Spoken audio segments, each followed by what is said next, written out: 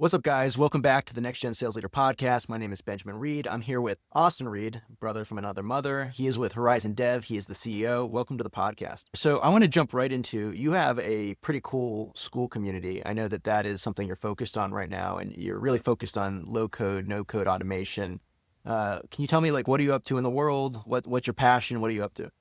Yeah, I mean, I have various passions. I think passions change over time. Right now, I'm very passionate about growing other people's dreams. So that's part of the reason why I started this company, is because I want to grow the dreams of the team members that I have. And by doing so, also complete the dreams of the clients we have because, we're giving dream outcomes, right? Really focusing a lot, as you said, on the Skool Community, on YouTube, just teaching people about no code, low code automations, trying to open the door because we do custom software development, but that door is pretty closed for a lot of business owners because the price tag's pretty heavy on that, right? So I'm trying to show other business owners how they can automate stuff within their business using low code, no code, how they can build their own SaaS apps and little micro projects, right? And then on the other side of that, showing developers like, hey, here's how you could maybe get some clients. Here's what worked for me, and so maybe it will work for you too. Very cool. As you and I geeked out offline, but I know that you probably are the guest with the best actual studio setup outside of myself. So I think it has to do with, obviously the same last name, but, um, you know, obviously you're very interested in content production. We talked about you kind of working on the long-term goal of brand development. I'm curious, obviously you know about GTM, you know about lead gen, you know about building the systems. Why do you think it's a good idea for people like us who are experts in GTM to be doing this type of branding? Well, I mean, I can only really speak for myself. I wouldn't say I'm an expert at lead gen or GTM. Like I've definitely got my hands dirty. I've been out there doing the cold outreach, cold email, cold LinkedIn, stuff like that. So I mean, I'm familiar to the game and I know a bit about it. For me, I just first of all, when I fill my calendar full of meetings, I feel like I don't have time and I'm always like sporadically trying to get things together in order to fulfill the needs of the different people that I'm meeting with, right? And trying to close them is always 50-50 because, they come in cold, and then you have to kind of warm them up over time and stuff. And along with that, like I started cold email like 2.5, 3 years ago. And back then, like people were just starting out to use AI. They still haven't quite done triggers yet. They weren't doing like super advanced AI scrapers and stuff. And you could just blast out, thousands of emails and they would just land in the inbox, right? But ever since then, Google and Microsoft Outlook have changed, the rules when it comes to deliverability and stuff. And it seems like every 2, 3 months, it's like a moving target. It's like first it's smart lead, then it's instantly, and then it's email bison, and now it's Hmm. this, and now it's that. And before warm up was good, but now warm up pools are actually taking deliverability. And it's, you know what I mean? So it's like always a moving target. And because early on, I landed one of our dream clients, I'd say 3 years into growing the company, VREF. And we started off as like a smaller contract, just $8,000 a month, but we were able to scale that up because we just took on so much responsibility as their tech team in their company, building out their entire app. We just launched the new VREF app a couple months ago, an app that we've been building for the last 2.5 years, right? And because of that, dream clients and a couple of other clients we have that put us in a position to where now we can focus on more long-term strategies, right? So when I think of like where is Horizon at in the next 5, 10 years? Well, first of all, I want to double, triple the salaries of my guys. I want to take care of them first, right? Outside of that, we want more of these dream clients like VREF, but we also want to enable the community to grow and teach other people how to serve themselves as well. Like I'm okay giving away the secret sauce. I don't really care. You know what I mean? So because we're in that position, because we have a good MRR, because we have some money saved in the bank, I was thinking, why not do a more long-term play? Whereas I'm sacrificing a little bit upfront. Yes, like if I was doing outreach right now, sure, we'd have more clients, right? I would also be like a chicken with my head cut off, trying to put out all the fires, you know. But I think if you zoom out, instead of looking at 3, 6 months, 1 year, and you zoom out and you look at 3 years, 5 years, I feel like we're going to be pretty dominant in the market because we're positioning ourselves as such. We're devoting so much time into branding, into teaching these communities, into fostering the people, right? So I believe that within that time, it'll really grow. Yeah, that's awesome. Yeah, 100%. I literally actually just did this on my LinkedIn post today, which was a quote from I got the new Money Models, book from Alex Ramosi, Oh yeah, and yeah, I yeah. bought the. So if you want the free copy, I'm not sure if you got yours yet, but I got the $6,000 one, which is this bad boy. And so there's all these different like things in Nice. it. But I opened it up to one page, and the quote was something like, "The only reason that you are doing sales is because you're bad at marketing. The only reason you're doing marketing is you're bad at product." And it's like kind of the same idea here, which is like when you have great brand, I mean, sales is kind of easy. It's like the leads come in, you say, "What do you want?" They say, "I loved your content and I just want to know what you do." You give them some pricing. It's more order taking. Whereas when you're sales led, and sometimes it's unavoidable, but especially with big ticket, long deal cycles, you have to be to some degree sales led. It still helps when somebody has just seen you once or listened to a podcast. It's like, my God, like when people are have been on my podcast or seen my podcast, that is, and they jump on a sales call with me, it's like, it's so funny because it's like, it's a human thing where it's like, I'm talking to somebody in real life that I've now spent time with beforehand. And there's almost like kind of a fame element to it, which is like weird because it's like, realistically, you're not famous. I'm not famous. But in their mind's eye, because they spend time with me, I am to some degree in that category. And I think that's like a really interesting idea. I remember I noticed this years ago, like it was 2016 or so, and I did one educational video webinar thing, and I sent it to a bunch of people. And this guy came into our office in Houston, and he comes over to me, and I don't know who the heck this guy is, and he shakes my hand. My hand. He's like, "Man, I gotta give you a pat on the back." And he's like, "That was some of the best content I've ever did." And I was like, "Really?" Because the guy was like treating me like I had accomplished something. I was somebody. And I'm sitting there just as like at the time a VP of sales at a small like startup, and I'm just like, "What? This is crazy." And that goes to show you the power of good branding, good content. So totally 100%. There's the final thing I'll leave you with on that is that like, what's the purpose of marketing? There's a great quote, which is, "It's to make sales easier." It's like the simplest thing. It's like, what's the purpose of marketing? What is marketing? It's to make sales easier. Um, so I feel like that's a good way to think about it. So getting into the school group, I know you guys do like low code focus on, and what are you teaching in there? Like, what's the general overview of the entire group? Yeah, man. I mean, we have two buckets of people that hop in the group. There's either developers or agency owners that want to scale an automation agency or just get a couple clients under their belt, right? And then on the flip side of that, you have business owners who want to implement something within their own company, right?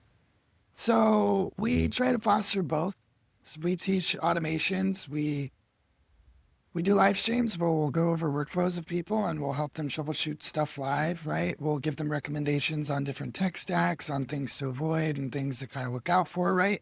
But on the flip side of that, we'll also teach them how to go out and do sales using some of the methods that I used to use and that have worked for me. With the preface of, you know, if they can grow, if I did it, and like I by no means am an expert, if I can do it, they can grow as well, right? So we're just trying to foster those communities. Yeah. Very cool.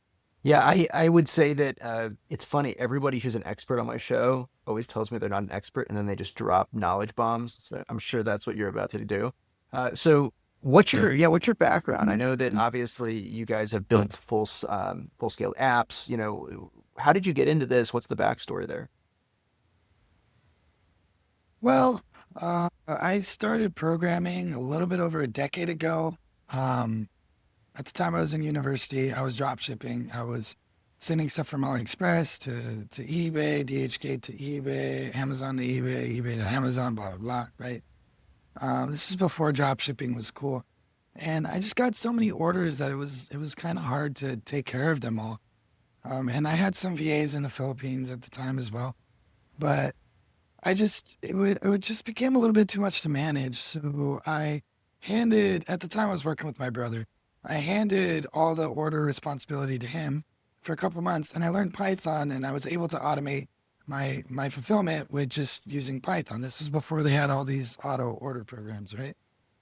And in hindsight, the code was really, really bad. It was horrible. I hard coded almost everything. There was like no way to put variables or nothing.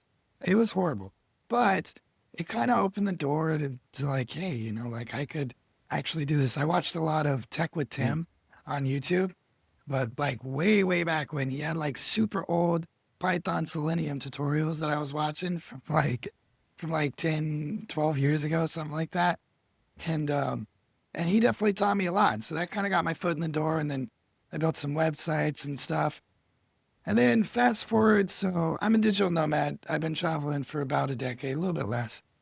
Um, and I passed through Brazil and I met this guy in Brazil who we became friends. And then fast forward 2 years later, it's the middle of COVID. I'm in Bali right now. And my friend who I met in Brazil, his name was Mateos. He calls me up and he's like, hey man, like I just got like robbed. My laptop got stolen from me. I don't have any money to pay rent. Like, what do I do? Right? Because he was taking his laptop to work at the time. And in Brazil, it's like super dangerous. People get robbed Mhm. all the time. And he was just kind of like complaining. Right. And so I was like, he had a master's in cybersecurity and I had a bit of programming experience. So I'm like, yo, how about I just try to sell a website and me and you can code it and we can split the money? He's like, okay, cool. So I sent him a couple $100 to get a laptop on Facebook and he did. And then about a week later, a little bit less, I sold our first website, which was a WordPress website for way, way less than we should have. I think it was like $700. It was like nothing, right? And we coded it and the client was happy. And then we did it again and we kept doing it. And then like a month and a half, 2 months later, he was like, bro, I'm going to quit my job and just do this.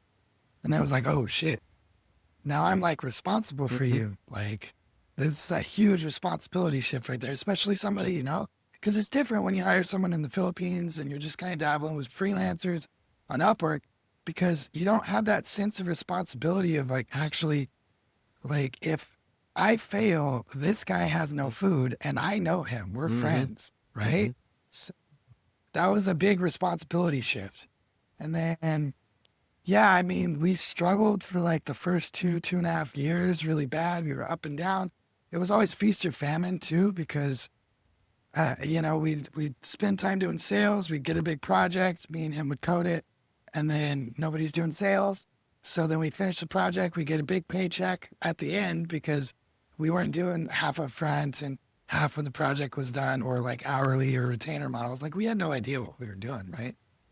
And yeah, so it was always feast or famine until we started getting our first retainer clients. And then later on, I was able to remove myself a little bit from development. And now we're here. So Very yeah. cool. Yeah, I know that we have very similar kind of stories, and our love for traveling, and me in particular for Brazil, is something we connected on. It's funny because when Oh yeah. people hear about like, oh, Brazil's dangerous, like when you were like, oh, his laptop was stolen, I'm like, of course it was stolen. It's Brazil. But it's like it's so much different than the United States, where it's like in Rio, if you're walking around Rio, like even if you're in the Zone de Sul, which is like the south zone for Rio de Janeiro, and the North Zone is like basically like Armageddon, you know. But if you're in the South Zone, you're kind of safe. It's where Copacabana is, and Ipanema and Leblon. If you visit Rio, you'll know that, and that's where you should go. That's where Cristo is, the famous statue of Christ. And but I mean, even there, it's like once every month you're gonna see somebody get robbed. Once a month, if you go out, there's a crazy story. We're totally off the deep end here, but we got to tell the story, which is like my buddy who was going to work. He was on his like motorcycle at the time, and the gangs. So there's these things called favelas. For if anyone doesn't know, favelas are basically they're more they're called comunidades, which is like communities if you're actually in Rio. But the more derogatory term would be favela. But basically, it's like kind of like it's a low class, which just also sounds weird to say. Low income, we'll put it that way. Community. It's a It's a slum. slum. That's what it is. So Yeah. it's like a big neighborhood with these shanty houses on top of each other. Ironically, in Rio in particular, there's these beautiful views. So if you go to some of these air quote slums, you go to the top. There's one called Bahjilaji, which is like a very specific. It's barji. It's a ledge of a bar ledge. It's at the top of oh, I can't remember the name of the community. But anyways, you go to the top of it on a little moped. You get to the top, and it's the most beautiful view you've ever seen in your life. So if you go to Rio, go to Bargilaji, Google it, and it's safe during the day, especially because these, I don't want to call them warlords, but these drug lords, I don't know what you call them. Basically, the main guy at the community, they protect the community. So when you're in the community, and if you're a guest of the community, you're pretty safe. Anyways, I digress. My friend was going to work one day, and it was 5 a.m. in the morning. And so the little gangsters from the community nearby had figured out that the police changed staff at around like the break of dawn, 5 a.m. ish. And so they would just do all of their crime within that 15-minute changeover period because nobody would be on the street for the cops. So my buddy was on his motorcycle going. And anytime you see two dudes on a motorcycle in Brazil, especially in the early morning, you better run because it means there's something up to it. And so 5 guys surround him. They pistol whip him. They break his nose. He has a big gash above his eye. They take his briefcase, his laptop. They steal the motorcycle. And what's weird about Brazil is their justice system is like very lenient, relatively speaking. You can murder somebody and you'll be out in like 5-10 years. And so for that type of like physical assault, violent assault, you could be out within a few days if you haven't committed something. So they'd have like this whole pamphlet of books, and you'd go in there and you'd look and be like, oh yeah, that's the guy. It's like, oh yeah, he was in last week. It's like, why'd you let him out? Don't let that guy out. So anyways, that's Brazil in a nutshell for anyone. If you're going, be safe out there, guys. So you're in Bali now? No, no, no, no. I was in Bali during Oh, okay. COVID. That's what Now I'm in that's Buenos what I thought. Aires in Argentina. That's what I Yeah, thought. So what brought you yeah. from? So you going back to the story. Sorry for the diatribe there. Uh, you meet your business partner. Is a business partner employee? Ex-business Okay, partner. so Yeah. Mateo, and he's Brazilian, and then where do you go from there? So what's the next stop? So I was in Bali for another maybe 6 or 8 months, and then I went to Mexico, and I got divorced with my ex-wife, Hmm. and that hit me pretty hard. Also, we didn't really have very much money, so I went to stay at my parents for like 6 or 7 months while we were still growing the company, right? And basically, I was taking everything I had and sending it to Mateo's. That created a lot of friction actually with my ex-wife because we were living in a house with her and her dad at the time in Mexico, and every time we get paid for a project, I'd send money to Mateos because like the dude was living in a house. He just moved out of his mom's house, and he didn't have a fridge, he didn't have a bed, he didn't have anything. So like I was taking everything I had and just fucking sending it to him. I was pissing off everybody around. But I mean, anyway, doesn't matter. So then we got divorced. I went to the US with the plan of like, hey, Mateos, bro, we're gonna meet up in Colombia together and then, build this thing huge, right? And so 6, 7, 8 months later, something like that, we both went to Colombia. I went there first, about like 3 weeks ahead of him. And then he came right after. And then from there on, we traveled together for, I think, 3 years.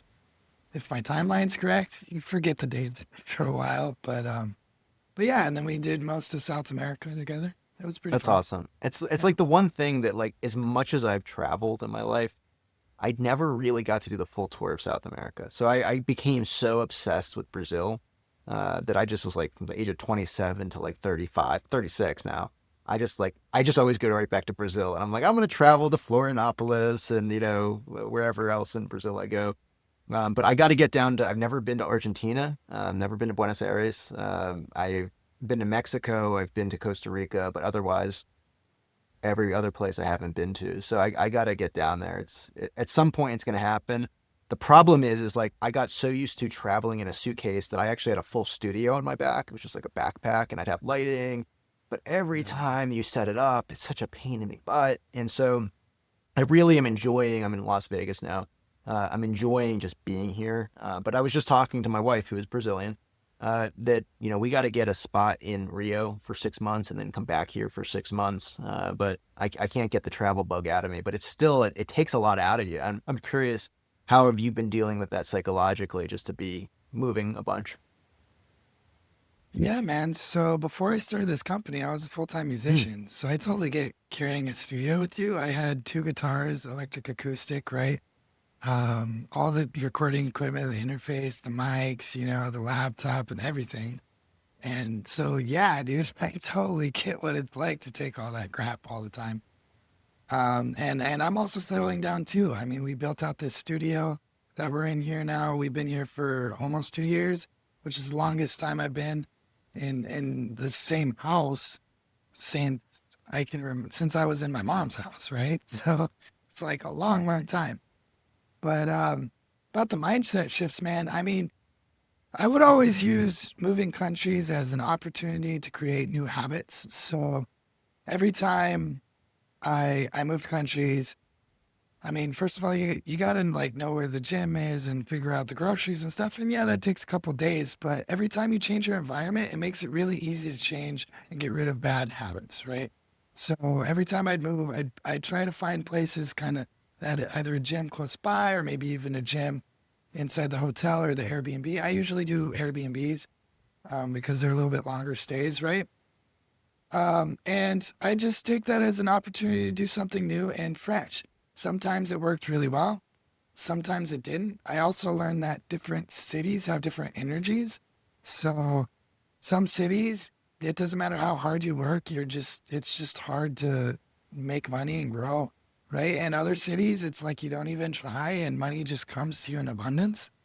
It's really weird. I don't know why that is. It's like I was in Malaysia in Kuala Lumpur and I was struggling like super hard. And then we moved to Bali. Funny thing though, we flipped a coin. It was between Bali and China, right? Because those were the That's a pretty cheapest big flights out of difference. Kuala Lumpur at the time. Yeah, and so we were almost in China during COVID. That would have totally Wow, sucked, that would have man. been horrible. But yeah, but we land in Bali and then money just starts flowing in from like nothing. I was like, holy crap, how did this happen? You know what I mean? And the same thing happened in Ecuador. We were in Quito for a while and like it was really struggling, It was me, business partner, my girlfriend, his girlfriend, and our designer all in the same house, right? In Ecuador, really struggling. And then we moved to Cuenca and all of a sudden we just landed big contracts and everything was great. It was like, this doesn't really make any sense. I never really got that. But yeah, man, I think it's really just planning a little bit ahead. Like when I moved from Peru to here, because before this I was in Lima, I do Muay Thai. And so I went on Instagram and I found a Muay Thai trainer down here. And so I trained Friday in Peru and I trained Monday here. I didn't even stop, right? So just planning a little bit ahead, also understanding like what your needs are, I think is important for me. Like, yeah, having a gym close by, having some sort of art, martial art, right? For me is important, not for everybody. I like cooking at home, so having a good, decent grocery store somewhere close by is important for me, right? Some people, they don't need that. They like to eat out a lot more. And I do like to eat out, but, you know, I go through seasons. But So yeah. this is where we have another commonality. Is like I'm really into MMA, and to the reason I fell in love with Brazil is Brazilian Jiu-Jitsu. Been doing Brazilian Jiu-Jitsu since I Oh, was yeah. 20, maybe 19. I'm 36 now. So I am the longest blue belt anyone has ever met. So I'm still a blue belt because I Really? move from gym to gym so much. I probably am operating So you're actually probably like purple or purple, I would brown, say. but I don't go uh, enough anymore. So I probably operate as like a shitty purple. But probably at my peak, probably like a decent brown belt. I would never say I was ever like at the black belt that's pretty level. good. But all my friends are Brazilian Jiu-Jitsu guys. And so like I fell in love with it. But in the same vein, everywhere I would go, I'd be like, where's the gym? Where's the gym? Gotta have the gym nearby, man. So totally, it's a lifestyle. And I actually like stopped doing jujitsu as much about a year ago, 2 years ago, because it's just so freaking hard on the body. I'm 36 and it's like I work out pretty religiously, 2 hours a day. And I'll say just getting crushed by somebody, the friction of it, the movement of the joints. It's just there's something different. But nonetheless, it's good. It's great if I can get into it. Why Muay Thai? Why not like say Jiu-Jitsu, or do you do both? Oh, I've done a lot of jujitsu. I like jujitsu too. I've mostly just trained jujitsu and Thai. I've done a bit of boxing and I've done MMA when I was in Mexico. There's some really, really good mixed Mm, gyms that to train in that I used to train in. Um, I just Muay Thai has a much higher level of mm, cardio than jujitsu mm. does. And And that's saying something so because gets us and I intense already too. had a oh yeah, yeah, yeah. I already had a good base level of ground fighting though. So I wanted to learn how to fight standing up because I was completely uncoordinated and stupid. Mm, Right. So I took on Muay Thai and I've been training that for like the last 4.5 years, 5 years consistently, but I've done classes before, right? But I hear what you're saying about it being hard on the body. I mean, just 2 weeks ago, like I was doing some spinning elbows and I just trained really hard one day and the next day my neck was all jacked up, mm, you know? And so like even me, I'm starting to like I'm still training, but I'm starting to train mm-hmm, less frequently because before I was training like 4 times a week. You know, and my trainer, he's intense. Like mm-hmm, but I do one-on-one sessions because I find you learn more, at least for Muay Thai. For Jiu-Jitsu, it's different because like you roll with different people. Some are flexible, some are big, mm-hmm, right? Muay Thai, it's a little different because like in a class environment, you have the guy who has like maybe 30 seconds or 1 minute looking at your technique, and then he has to go help them and them and them and them and them. And so having that one on one gets you way faster. So I've been training that way for a few years and I've definitely gotten a lot better. But yeah, man, he's intense. I'll tell you that.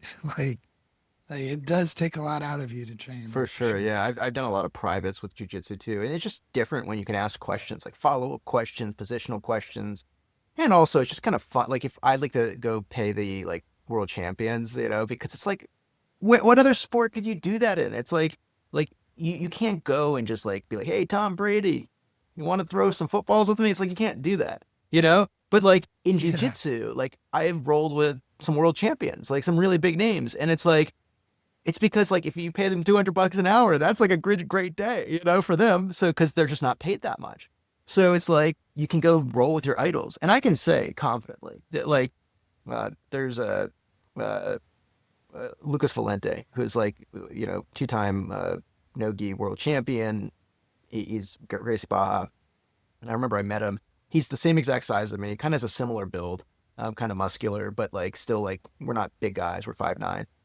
He's in the same category as me, the lightweight, and weight 160, 165.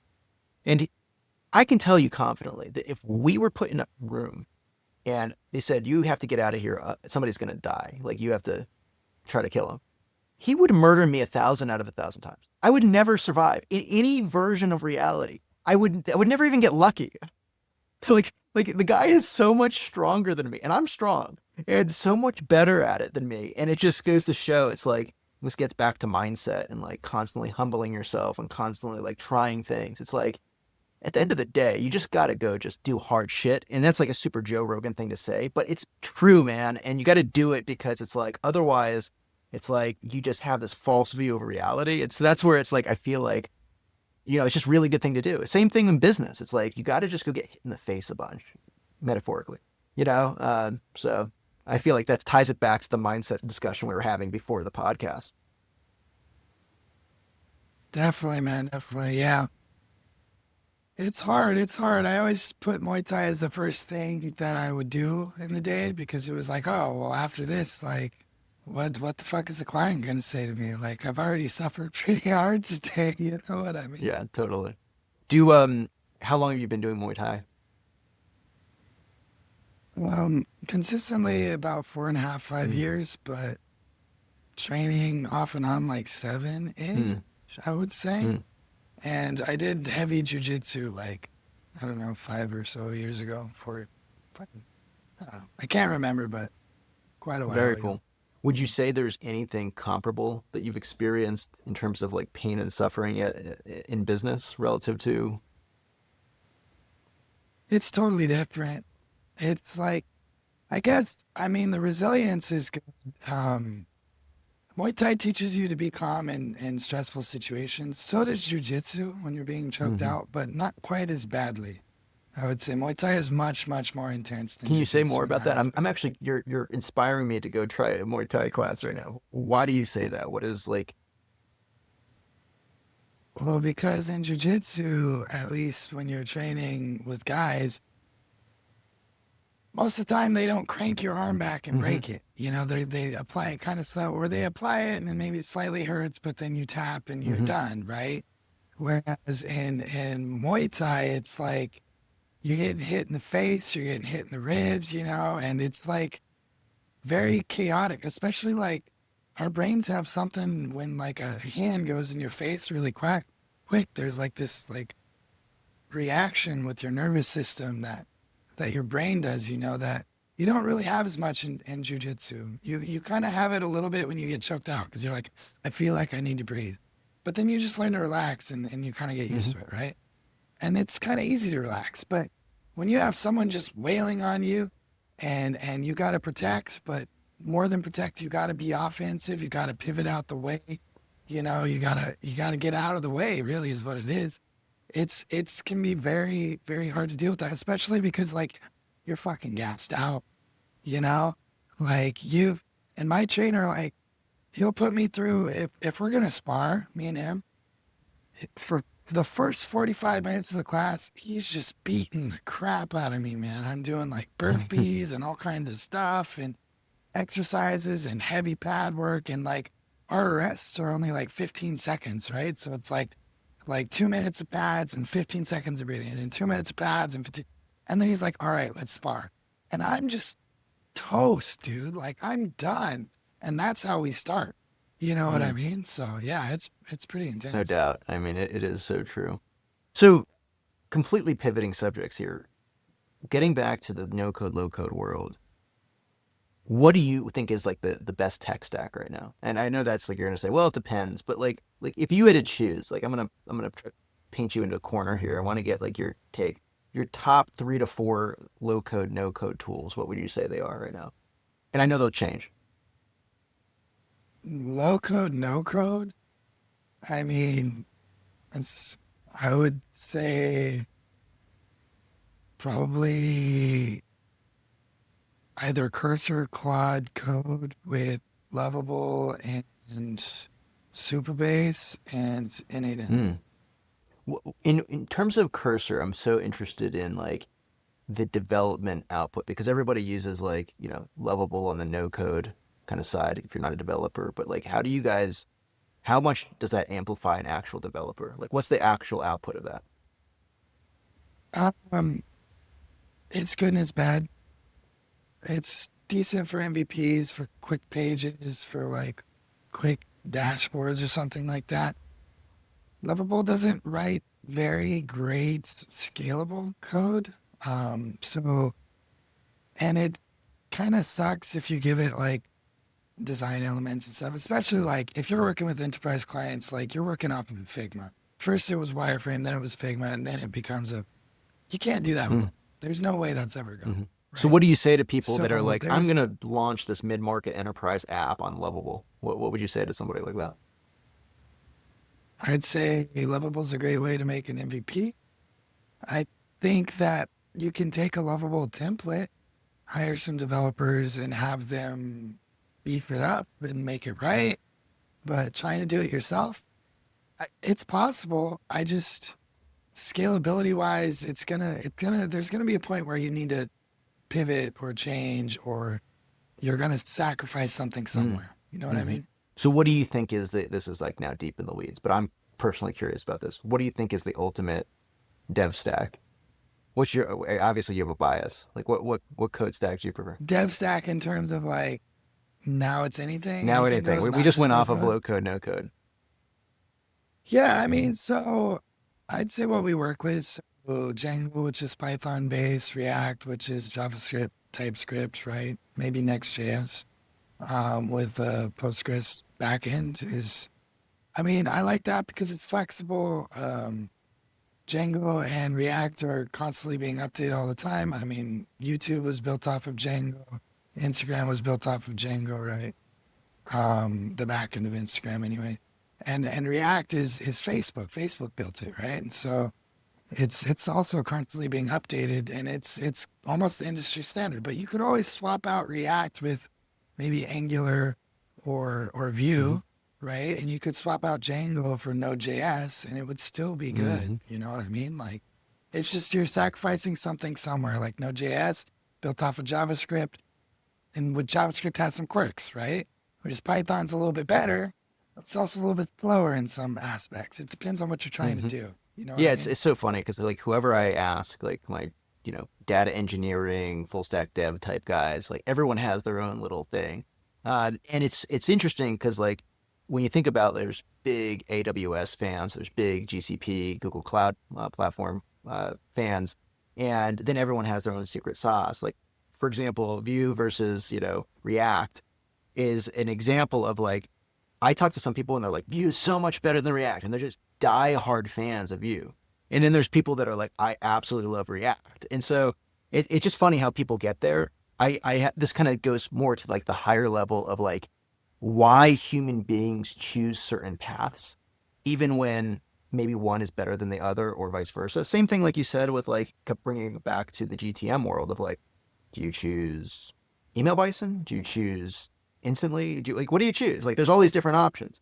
And so, and what I found is it's kind of like there's a great Shakespeare quote of like, there's a tide to the fear of men when taken at the flood leads on to fortune. You must take your tide when it serves or lose your venture.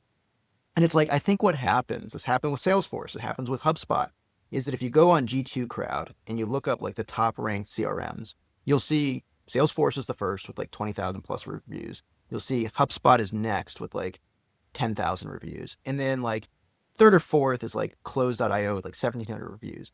In my opinion, Close absolutely crushes HubSpot. But if you don't know and you're new to the game, there's a whole ecosystem just supporting HubSpot and a whole bigger ecosystem just supporting Salesforce. Same thing with React, same thing with Vue. So there's these little ecosystems, and whatever like thing gains momentum, there's other reinforcing forces that come in and go, yeah, that's great. Like I'm sure, for example, Clay, there's certainly better software out there than Clay that does the same thing that Clay does. I met some of the founders, but you would never know if you didn't like get in there because everyone's so on Clay. And what I've actually, final piece of this thing that I think is interesting is that there's a political element to it too, which is like some actors, like I think I told this story on a prior podcast, but it's worth retelling, where I said something bad about one of the vendors, not because I was like trying to be mean, I was just giving an honest assessment of the tech. And I got like 5 messages immediately because I'm like not a real influencer, but I'm like a micro influencer in the GTM space. And so I got 5 messages within 5 like impressions of this post. It was barely even out. It had like 10 impressions on it. And they're like, you got to take that post down immediately. And I'm like, why? And they're like, you can't say that about X vendor if you want to be like, involved with it. I'm like, okay, I'll take it down. I took it down. But it was like so interesting to me that it's like, those types of forces are at play behind the scenes that reinforce buying behavior and who promotes what and who can align with what software. So, anyways, I'm very interested in the human psychology of how these things evolve. You know? Yeah, no, that is very interesting. I think to each his own, a lot of it's branding too, it's just like who gets their name out there the most, you know what I mean? So if at the moment it was Facebook and Google fighting Angular and React, Hmm. and then Vue kind of came in. I like Vue. I think Vue is cool. If people want to build in Vue, that's great. Thing is Vue's community is a little bit smaller. So generally speaking, it's a little bit harder to get support. Other than that, it's awesome, Hmm. dude. Yeah. There's just many ways to skin the cat. It's kind of like the combination of like, do you use Zapier, Make, or NAN? And my response is like, well, how good are you at are you at something? Like, like if you're really comfortable in Zapier and you never want to like write an HTTP endpoint and you never want to deal with any type of code or like tech related things at all, you probably shouldn't use NAN. You're probably going to be a little confused at the moment. Zapier is like made for dummies. It's like if you want to pay a little bit more and you want to be absolutely not in the weeds and it connects to most things, Zapier is probably the choice for you. We actually still use Zapier and we use NAN, and we use a little bit of Make. A client forces us to. But for any heavy data intensive stuff, we use NAN. If it has something to do with like CRM enrichment or CRM automation on the closed.io side, they happen to play very well with Zapier. Um, I think I also kind of got stuck in Zapier because we built so many flows over there, and it's like basically a templated JSON file that I can just copy over to new clients that I just kind of end up there, Yeah. you know? So I'm one of those guys. I'm stuck in the ecosystem because I've already like done it. But yeah, man, it's interesting because people who are not in the space never would think this deeply about like, well, why would I use NAN or Zapier? Um, for anyone listening, I'm sure you could speak on this too. NAN self-hosted is by far the cheapest. Um, is that what you would recommend for people if you had to choose NAN? Yeah, I mean, N8N self-hosted is definitely the cheapest. It is the most scalable. It's also the most Mm, flexible out of all of the three. You can do kind of anything with an mm, 8N. Um, entry, the barrier, it's like barrier to entry is a little hard because trying to self-host an innate instance can be a little bit difficult. I mean, with Railway, it's easier. You just do a couple clicks and it's up, right? So there are a couple ways to do it easily. But even finding that information right. of where to go to do the thing can be a little hard.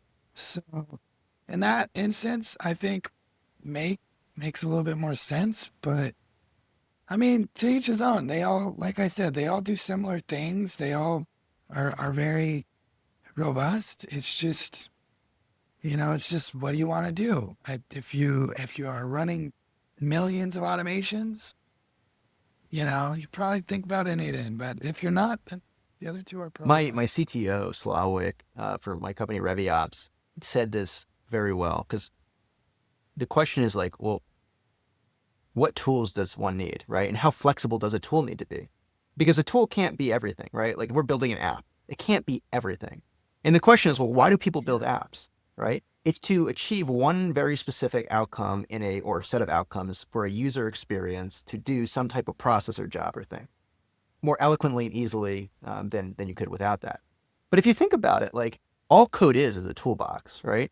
It's like code is like we're not even talking about zeros and ones here. We're talking about like code is built upon code, which is built upon code, and we're just using like the end kind of products, right? And then on top of that, you have all these DevOps products in the Google Cloud world and the AWS world that then gets used. And so really like what developers are at this point, they're not even writing like 99% of the code. They're just going and reusing like the little tools and pieces and they're connecting it all together. But it's interesting to me because like the trade-off is like the more flexible a tool is, which again, a code is the ultimate flexibility, the more complexity there is and the more difficult it is to learn it, generally speaking. And the more constrained a tool is, the more simple it is, the more elegant the user experience is, but the less flexibility it has. And I thought that was like a really interesting, like philosophical idea when he said that. And so there's always a trade-off of like when you add more capabilities, you add more complexity. And yes, it can do more, but it also is harder to know and learn. And so that's just like I think the core idea of like when you're choosing these tools is like, what do you really need? What are you really trying to accomplish? How much flexibility do you need? If you're just trying to take your kids to work, you don't need a Formula One race car with like the steering wheel that detaches and has 5,000 buttons to decelerate you in a certain way around a corner at 180 miles an hour. Um, so I think about these things probably too deeply, you know? No, man, it makes sense. I mean, that's what's beautiful about these three platforms. It's because before it was like coding. It was literally code, it was Python or JavaScript or something. And now you have a visual representation of what the code should be. Now, I would say good developers, they make good low code engineers generally, although a lot of them, they don't like to do it. They're very apprehensive about it. Um, but someone who's really, really good at doing make and innate inflows, honestly, all they have to do is learn a little bit of syntax and they'll be programmers. I mean, because it's all about the logic behind it, Hmm. right? So I think it's beautiful what you said, because you can think of N8N as like a slightly less complex, elegant solution, but then you go to Make or to Zapier and it just gets a little bit more simple, a little bit more like that. So yeah, I can see that, especially coming from the coding background, because like N8N is essentially Hmm. code. And well, I mean, it is code in the back, but the way the things build out, it's a very simple way to think Hmm. about code. Yeah, and as you think about it, the more ex- uh, abstracted you get from the code layer, the more expensive it becomes. Which is kind of an interesting. I don't know if that's like that's obviously outside of like it's not designed like that. I think it just ends up being like that. It's and specifically in the example of low code tools where NAN is by far the least expensive, Make is somewhere in the middle, and then obviously Zapier is expensive as hell. Um, so it's just interesting that that's the case, but it kind of makes sense too, which is like, okay, you're paying for your lack of knowledge. Essentially, you're paying for your lack of understanding. Um, and your ease of access. But and it's funny because like my entire team are all fully uh, experts on NAN, and I'm gonna be honest, I haven't made the leap yet. I'm still there in Zapier, loving Zapier. Even though I'm actually relatively technically minded, and I know the basics of NAN, but I'm not the guy who's gonna get on a YouTube video and be like, and here's how you construct your NAN workflow. That's Alan, that's my head of GTM and all my data engineer guys. But I think you're 100% right, where it's like, I think that as coders kind of get outsourced by I still think that there's like a real opportunity if you are like on the lower end spectrum of coders, you're not like in the top 30% of those guys that will keep a job. There's still a real opportunity to be system architects at the no code level. I mean, I think that's where your community is actually quite interesting, is that like, I think people that are logically minded, that like systems, that like to just understand how things, inputs and outputs work together, what the algorithm and the trade-offs look like across the different branches of logic.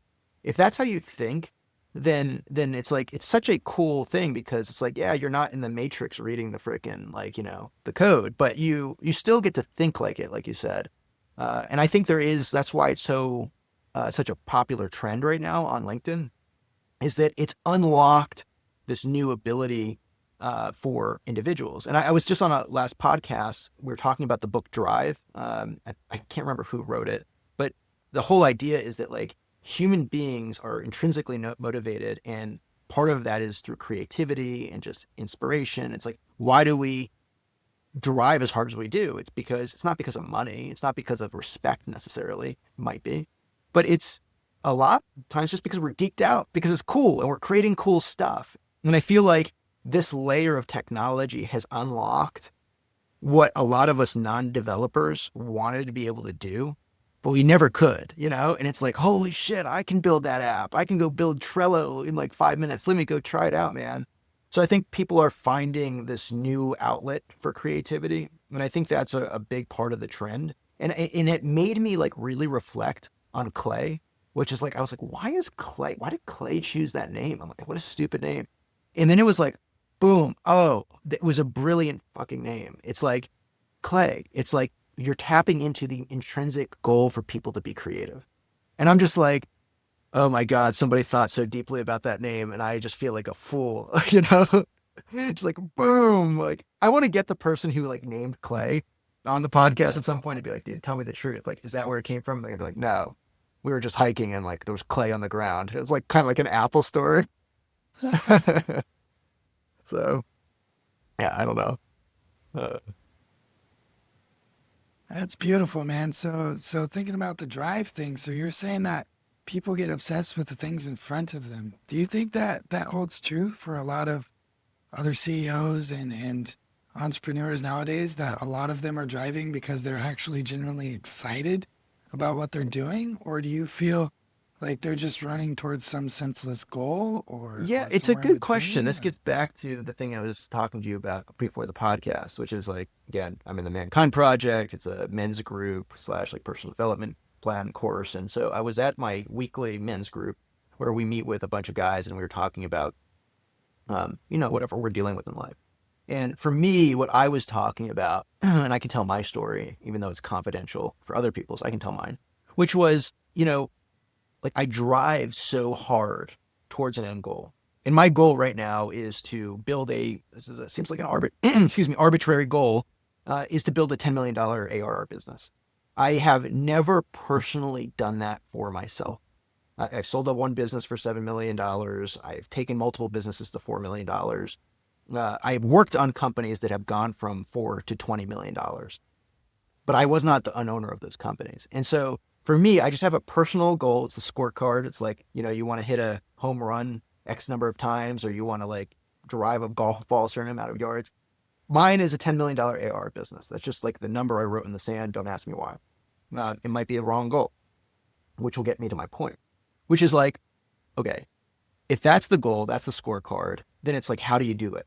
And the how you do it is like this deep rabbit hole of like introspection and self-development, and like, who do you have to become to be able to lead an organization, to be able to create a product and service and fulfillment center and sales team and go-to-market motion and brand, to then be able to attract the type of attention because you are actually providing good in the world to get to that revenue level.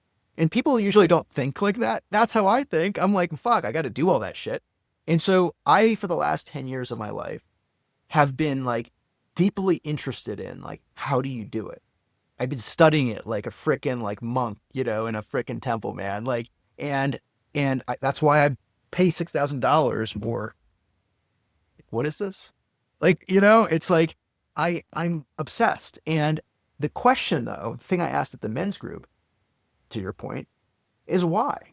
And I like had like kind of a mental breakdown last night. I was like, good fucking question. Like, why, man? Like, why are we doing this? So I don't know. Like, for others, I can't speak for others. I would say that like, if I was, thinking like abstractly about all humanity, I think there's many motivations for why people do it. I would say some people have good intentions. Some people have selfish intentions. For me in particular, I can say that like, my core purpose of my company is, I say it, we have something called the heart within our Notion documents, which is like our mission and our purpose, and et cetera. And our purpose of the business is to help our clients, our employees, and our business partners all professionally and individually grow. That's like the ultimate purpose. And so for me, it's like, we're all going to die. It's like, it's all going to end. And I constantly think about that. And so it's like, the problem is that I get so deep in these weeds of like these little, intricacies of like, well, how does money models work? Or does NAN flows improve performance? That sometimes it's just like, I forget to ask why the hell we're doing this. And it bothers me. I mean, I know we're on a business podcast talking about sales leadership, but it's like, at the end of the day, it's like, I really think it's critical that every business professional deeply reflect on that question, because it then starts to unravel a bunch of other like things. And for me, it's like, the thing that gets me up in the morning today is like, I just want to be better. And I don't even know what that looks like, but I do want that. And so that keeps me going. So I don't have a clean answer for you, man. I mean, it's something I'm struggling with at this moment, as you can see, just kind of speaking out loud here. What keeps you going? What's your North Star? Yeah, man. Well, every day I get to wake up and do what I Mm, love. I guess I'm fortunate enough to have realized, at least for me, like, because before, my dream was mm, music, right? And so for like, since I was 12 years old, for like many, many years, I just focused so intently on trying to be a musician. And I was a musician for several years, but I was writing and composing songs for other musicians, right? And then recording them. It wasn't bad. But then eventually I just kind of changed. And I noticed throughout that process, I so intently worked on this goal that I didn't really know mm, why I was working on mm, it, that I forgot how to enjoy life a mm-hmm, little bit. So when I first got to Bali, I actually took 6 months mm-hmm. off. It was the first time I'd ever taken time off. And I took 6 months off, and I got this little tiny house in Parangbai, which is in the corner of Bali. Most people don't even go there. They don't know where it is. It's the little port you go to Lombok, but whatever. And I just sat there in the jungle and did nothing for 6 months and just like went to the beach and did whatever, you know? And throughout that process, I learned how to enjoy life again. And then coming back full circle, when I started doing the business, at first it was just like, oh, this is just like a thing we're doing on the side, but then it became the main focus. And then we started intensely focusing on it, working like 14, 15-hour days every day for months, right? No days off. Part of that's just because I really loved what I was doing. I was like, dude, this is awesome. Yeah, let's stay up all night and code and build this thing. And this is going to be the next coolest app or whatever, right? But then eventually, you know, you burn out. At least Yeah, me, I totally. did. And so I kind of changed my philosophy a little bit. First of all, now I I don't really want or need anything. Like I buy things because I feel like they'll help the business or because I feel like they'll or help make some other people happier because they need, Mm. right? But in terms of like personal objects for me, like I have everything I could ever want. Like I have a sick ass gaming laptop. I've got really awesome guitars. I have a piano. You know what I mean? I've got an amazing dog, amazing wife, right? Like I don't need anything, right? So what fuels me is actually just waking up every day, doing the most important thing of the day, which, you know, is different every day.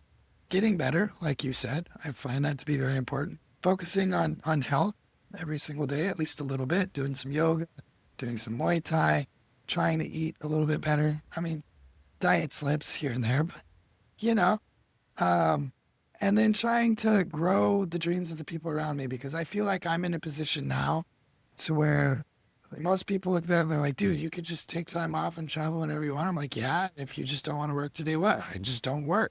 You know what I mean? And most people don't have that Mm. luxury, right? And so what I want to do is I want to grow and build that for the people around me, for the people I love, for my team members who are really amazing people and they've always been there, right? So I want them to be able to do that too. And if the thing that they love is, you know, leading a front end development team, and I want to elevate them to that position so they can do that, right? And so yeah, I think it's really that. So I've kind of fallen in love growing this business, but in a different way.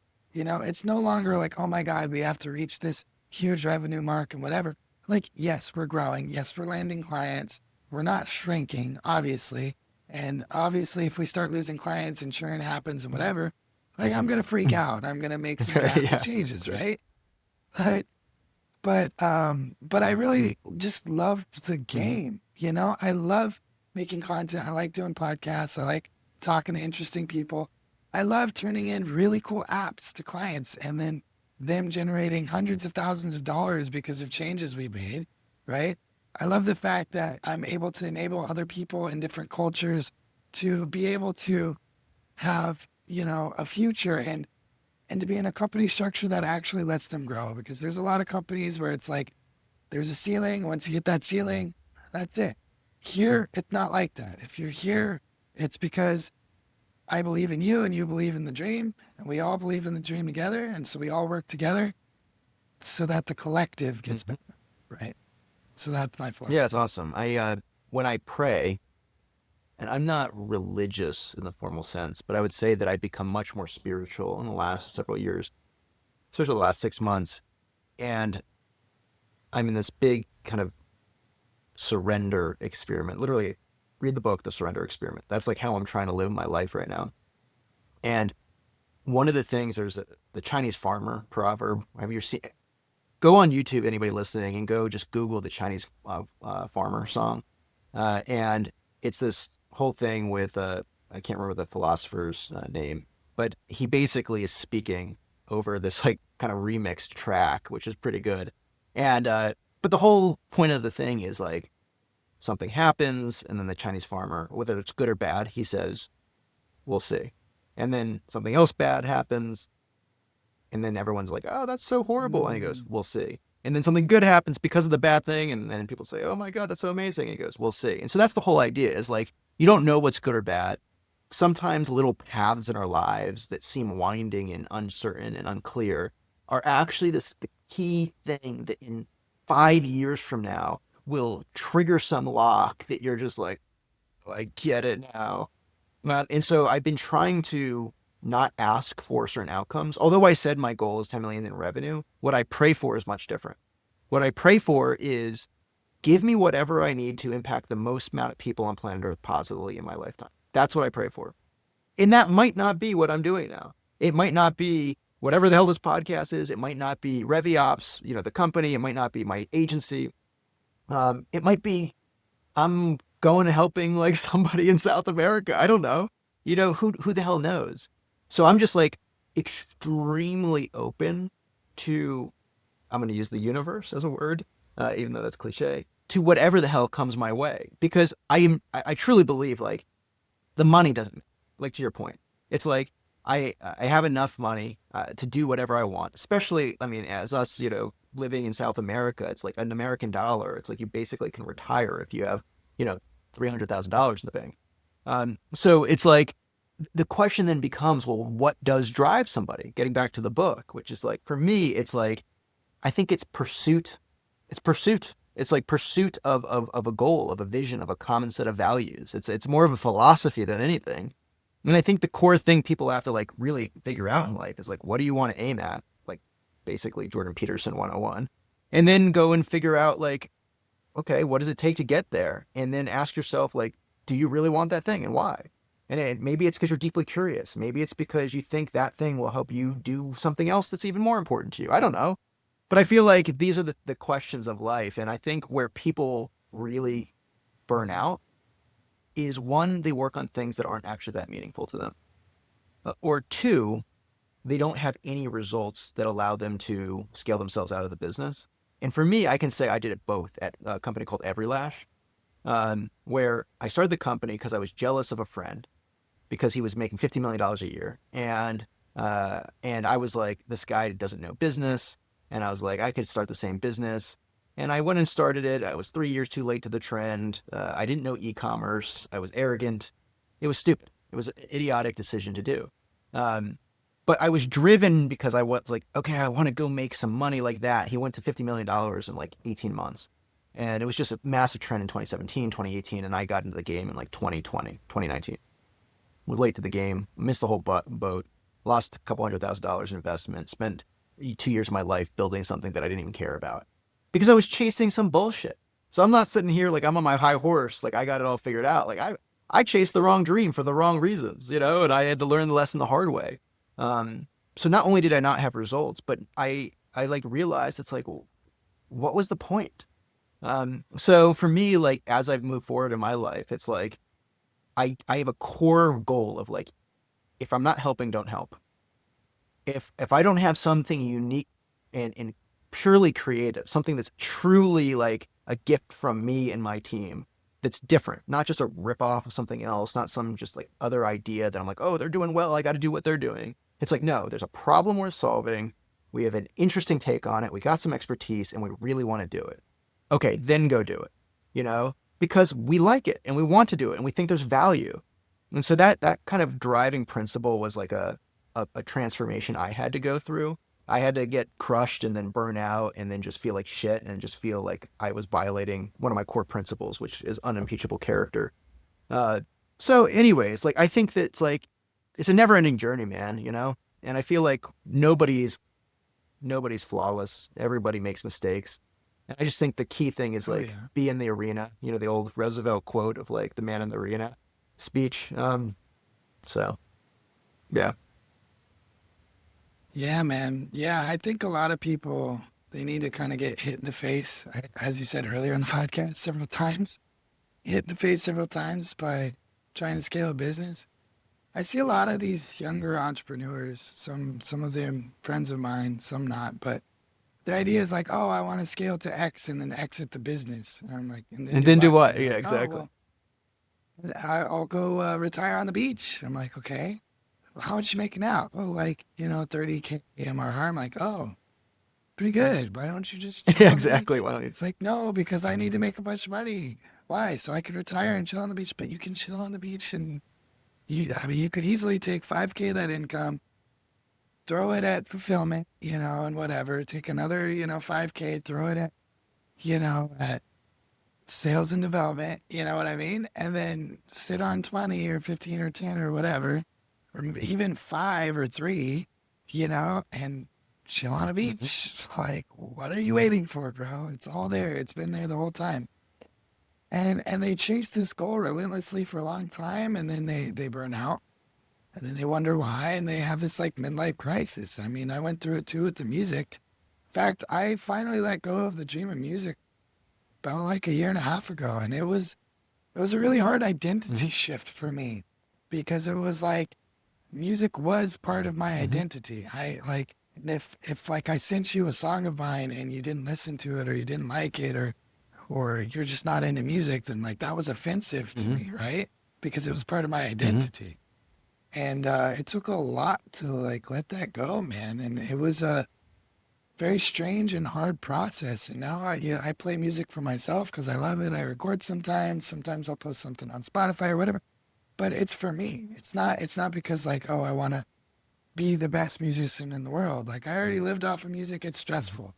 I don't want to do that again. You know what I mean? And so yeah, I think a lot of these newer entrepreneurs, they kind of, I don't know, man. Even Gary Vee talks about it. He's like the people that win are the people that are in the game the Mhm. longest, right? The people that just don't stop, that really truly just fall in love with the Mhm. game. And that doesn't necessarily mean you have to work 15 hours a Mhm. day. Everybody has 10, 12, 15 hours a day, right? If you want to be the best at something, working more hours is not the input that you need to the lever that you need to pull. You know what I mean? Because they have the same amount of hours as you. And if you sacrifice your health and you sacrifice your sleep, you're not going to be sharp. You're not going to be making the good decisions, that the other people are making, right? So really, really, I don't know, man. It's just a weird thing. But really falling in love with the game doesn't necessarily mean you have to work all day, every day at it. And I'm a person I notice too that I do like phases, right? So I'll do like maybe like 3 or 4 months where I'm like super into the business.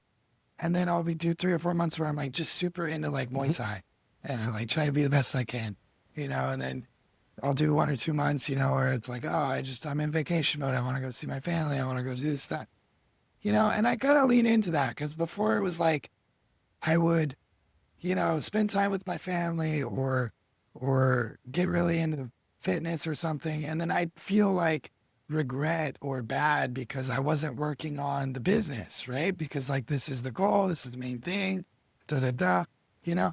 But you kind of have to like let that go. I mean, even if you do a habit, right? You're supposed to do it every day, and then you miss a day.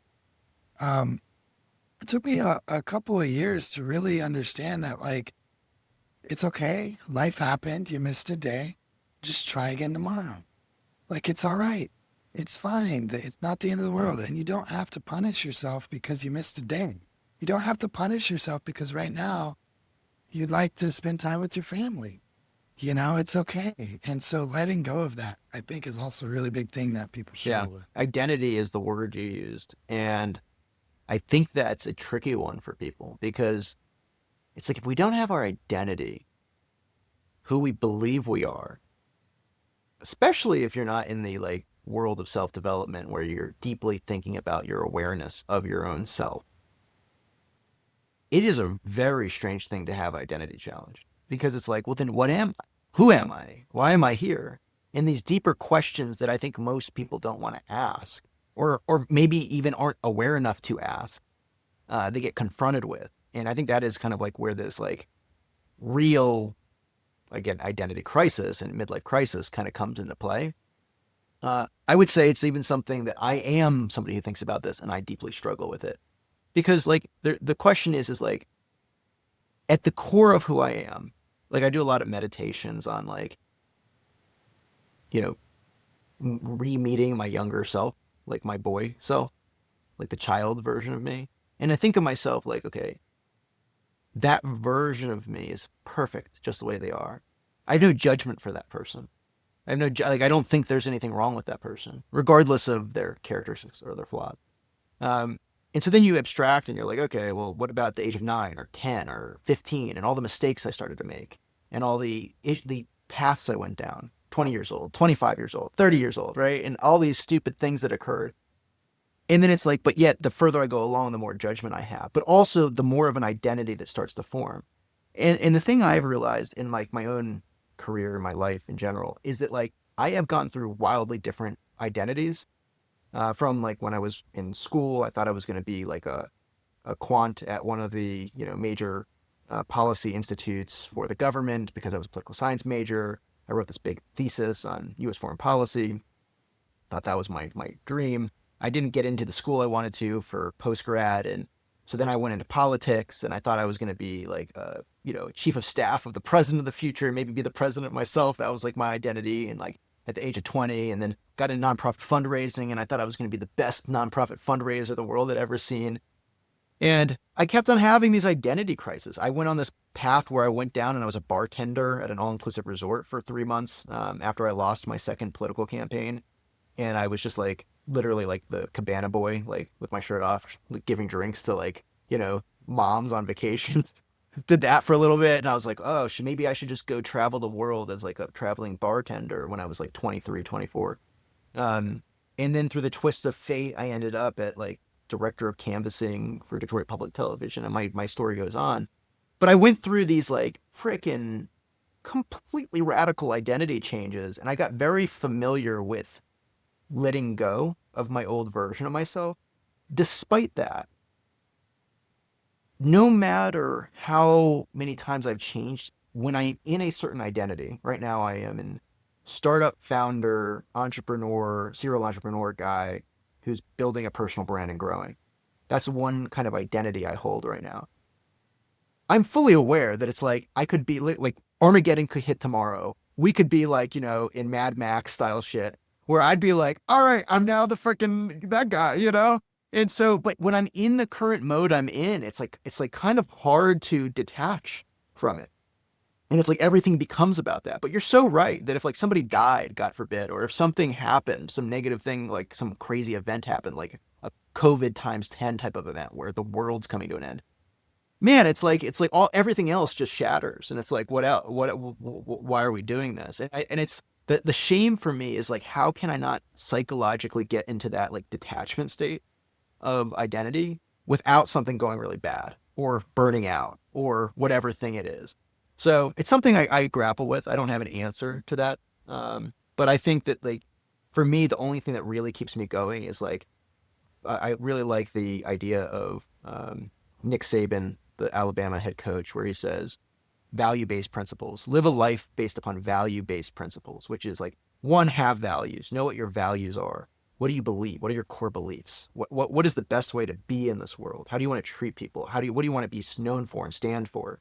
So that's like beliefs. And then there's principles of like, okay, based upon those values, what do you do in certain circumstances? Like I said earlier, like if I don't help, I don't want to help. If you're not helping, don't help. And so it's like, that's a principle that I came up with.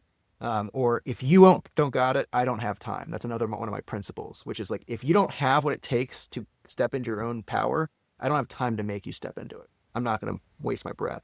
So it's like, for me, that's what keeps me going is like, I collect these principles over time and I collect these value systems and I play with them and I tear them down and I rebuild them. And it's like, that's my path of personal development. And it's what keeps me sane, frankly. I don't know how other entrepreneurs do it.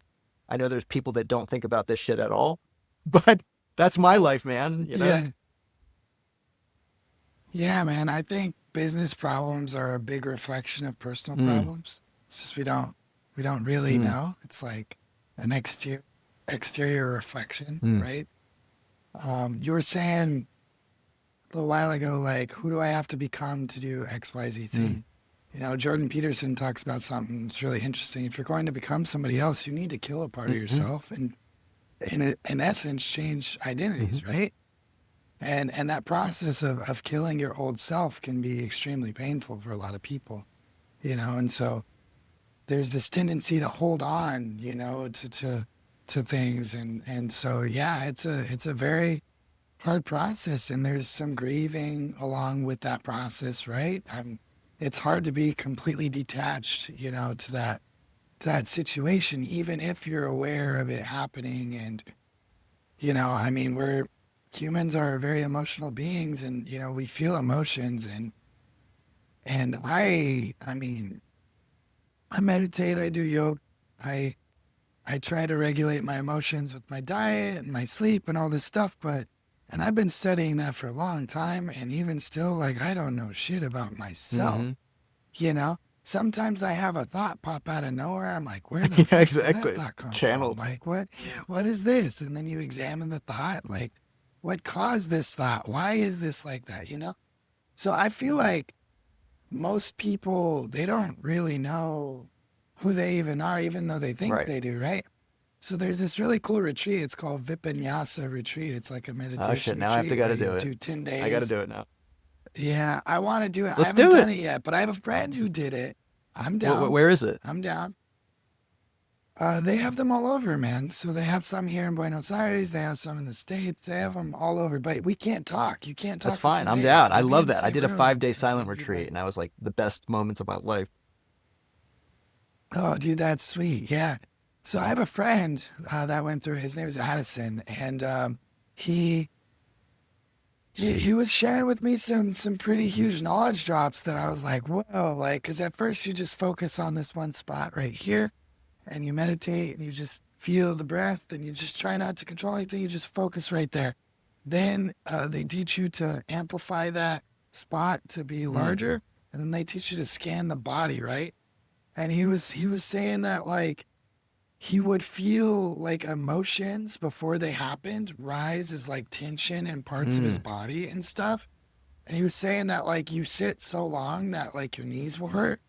And then if you get in a really high meditative state, eventually it's not pain, it just becomes warmth, and then it just becomes like a Mm. vibration, which is really interesting.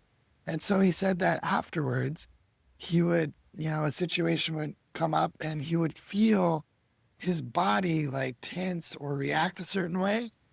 And he was able to short circuit that before the emotion and the mental, the thought loops come Mhm. in, and then you start like winding yourself up or down or whatever it is, right? He was able to feel it before that happened and kind of short circuit it to where his reaction would then be different. I don't know. I thought it was really cool and Mm. interesting. Um, and I want to I'm do it. down. I I'm dead definitely want to serious. do Like it. and I have this whole surrender thing going on, which is like if somebody says an idea, especially if it's aligned with what I'm into, I'm like, all right, let's go. Like it's not a question of like if, it's a question of when. And for me, I like to like take action. So dude, I'm like, if you give me dates, give me a time, I'll be there. I like generally speaking, have noticed a trend in my own personal development, which is at first a year ago, I did this whole video on value based principles because I was very into that, as I discussed earlier.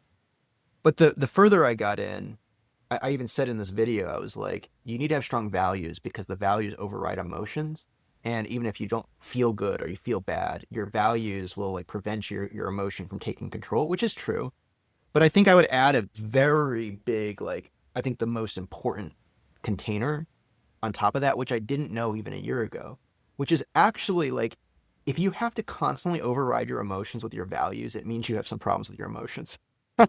And so I like was like, shit, like this was like an epiphany for me. I was like, I I need to get more in touch with my emotions. And so I when I through this crazy uh, story, I have a whole podcast with an individual you guys can check out if you check my podcast.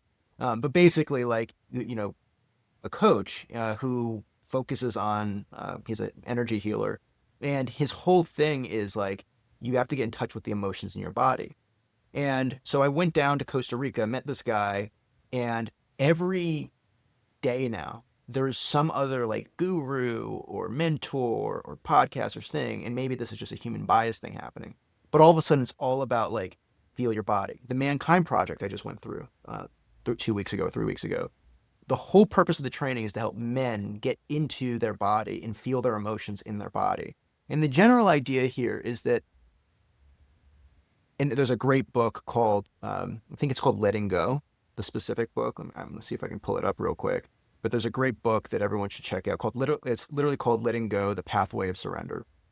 And the whole book is about feeling your emotions in your body. And so the idea is that emotions get stored in the body, and the emotions trigger ideas that there could be thousands and thousands of ideas that are coming into your mind that are based upon hidden and stored emotions that literally get stored in your physical body. Uh, and so I started thinking about that, and all the practices and the mentorship that I've been going through is that you literally just have to be still in your mind and just go, what am I feeling right now? Where in my body am I feeling it? And then you can focus on some core emotions: fear, shame. Shame is like you feel like there's something wrong with you as a person, not just like you did something wrong. Sadness, joy, love, those types of things, right? And so you start to go, okay, where do I feel it? And then you actually say, okay, what does it feel like? What does it look like? What's the shape of it? What's the taste of it? What's the color of it? And you start to describe those things in great detail. And the idea is not to change them, but to literally let them be. And since I've been doing it, I've been having some pretty big like releases in the sense of like crying and doing other stuff like that, where it's just like literally there's some exercise of just screaming. You're just like, when's the last time, if you have listened to this, that you actually just screamed? Like you were like tribally screamed. Um, and I think there's like this like truth to like especially in modern society where we all have to look a certain way and be a certain way and act a certain way and be accepted in a certain way. It's just like the true essence of what we were when we were just children, where we would just scream and shout and just be crazy little fucks, like now it's like we're just so contained, and it's like just to just relax and let it go. And I feel like that's like a key thing I'm trying to do right now. It's just like constantly just let it go. You don't have to be a certain way. And I think even in this podcast, I'm going to look back in years from now, I'm going to look at this transition of like stiff motherfucker, in the first like few, and then slowly just be like, I don't care, man. Like, I just don't care anymore. Like, if you don't like me, then fuck it. Like, it's like, I'm trying to be good. I'm trying to do it well. I'm trying to improve, but I'm flawed. I'm a human, you know? And so I feel like that's like a big insight. And anybody who's looking into this, like, go find Mankind Project. Sounds like this type of meditation work. What's the name of it again? Vipassana. Vipassana. That seems like a great thing. But like, I highly encourage anybody listening, like, if you, all the tactical bullshit that we talk about, I'm cursing a lot on this podcast because I'm ramped up. But it's like, if you take anything from me, take this piece of advice. Just go explore your emotions and who you are and just get in touch with that reality. It doesn't mean change yourself. It just means just be authentic. Just be who you are, That would be the message I would give everyone. Um, Yeah, man. A lot of people, they don't know how to express themselves. I used to have really bad social mhm. anxiety, Me too. uh, like almost all my life until I was like 23, 24 years old, right? And then I just I worked on it and I trained it, and then I kind of got it out of me. Now, like, I can just dance in the street. It was funny because uh, me and my wife took my mother-in-law out, and we were, showing her around Buenos Aires and stuff. I mean, her would just start like dancing, doing stuff, and she was just like, "Oh my God, like, I don't know these Yeah, people," exactly. like super like, you know. But it's like a form of expressing yourself, and if other people like they don't like it, well, then good for them. Like, why do their thoughts Mhm. matter? I mean, this is your experience, this is your movie. Why are you letting other people dictate your Mhm. movie? And I find that a lot, and not only just like who you are, but also like the actions you take towards your goals and towards your things. A lot of people, they have these limiting beliefs or these different thoughts that hold them back from going on that retreat that they've never done, or skydiving, or like doing that business or whatever it is. And so I think by becoming in tune. So my wife, she's a Mhm. psychologist, right? A clinical psychologist. And so she teaches people and how to get at those repressed emotions of when you were a kid. And it could have been something simple. It could have been like maybe when you were 5 years old, your dad yelled at your mom and you saw that interaction. And for some reason, you held that for 20, 25 years deep inside of you. And that shapes a portion of your personality Hopefully you are, right? I'm thinking in Spanish now. Sorry.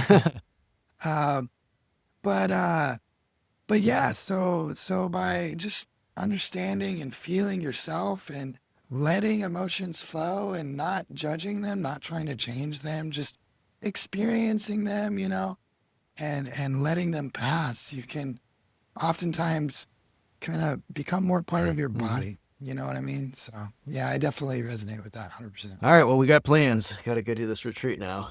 I think that's a good place to leave it. I feel like we covered a lot. I always like to ask, where can people find you online? What's your website, or how should they look you up on LinkedIn?